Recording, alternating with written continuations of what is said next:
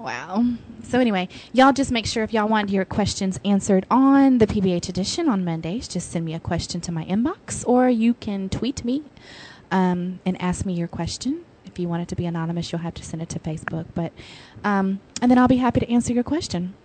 Or call in. I mean, there's a number of ways to reach PBH. Or you can call in and ask me, and I can just tell you my, opinion. That's all I got. You can still be anonymous. You don't have to, leave your name. As we found out last week, some people didn't want to give their information. That was funny. When we were talking about, should you carry condoms? I do have one more question. We'll talk about this before we go into the topic. The other question I had was, how many friends are too many friends, or a certain amount of friends, or limit of friends that someone should have of the opposite sex if they're in a relationship? Ooh, that's a good question. Mm-hmm. I thought it was a great question. That is. I want to hear the answer. Oh, this is Ask PBH. I'm listening as well. This is my opinion. I feel that there should be no amount or limit that you should be limited to have of the opposite sex of friends. And I'm going to just start over before I keep going. I'm going to say this. You need to determine what a real friend is. I have given this definition of a friend before. To me, a friend is someone you would invite to be in your wedding. Your best man, part of your bridal party, or an usher, or something. This is someone you want to share that intimate moment with. Right. Okay. Right. This is someone who's very special to you. You talk to them often. They know a lot about you. This is a friend. Now, a friend is not someone you flirt with. That's not a friend. No. It's somebody you cool with. Right. Y'all cool. And if it goes down to it, or it gets down to it, it'll go down. If you catch me slipping, I have some homeboys. If they catch me slipping, it's going to go down. Or they'll try to make it go down. I mean, do you have any besides me that it wouldn't go down if they caught you slipping? Not really.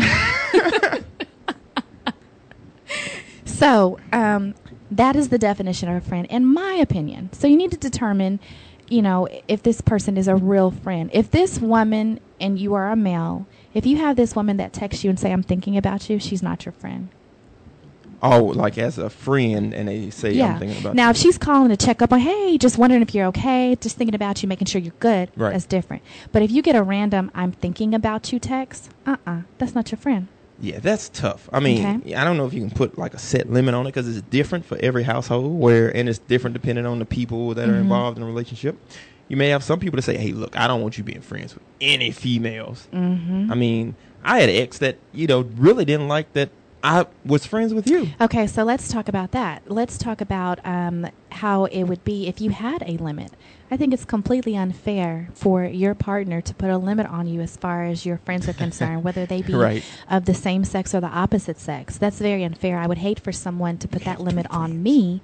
Therefore, I wouldn't put that limit on anybody else. So as long as this is truly your friend, you can bring this person around without anyone feeling awkward, or y'all, looking out the corner of each other's eyes like should we tell her, should we not? Mm-mm. I'm laughing because, you have some guy like, all right, P, you got Tyrone, Reggie, and Bobby. Those are only friends. You can't have any more. Now, you want another friend, get rid of Reggie. So if you date me, you don't have to worry about that, because